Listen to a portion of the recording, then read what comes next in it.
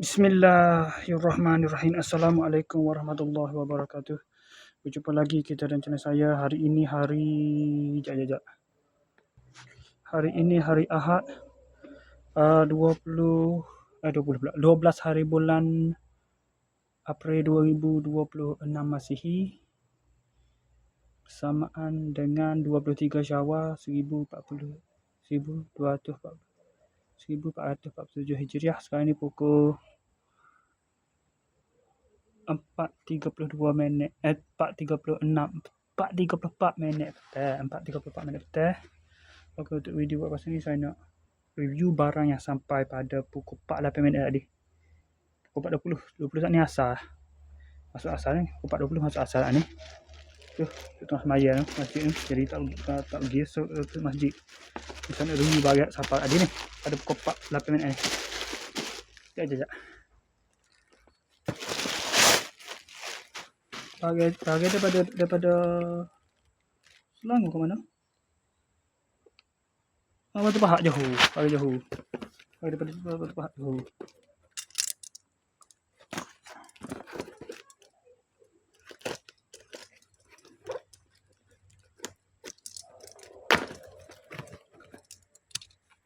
Ni babon lindung. Oops. Saya kotak sana. Ni charger dia.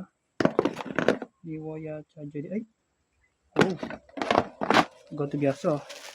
Tidak type C. Sekejap. Apa bagai second hand. Oppo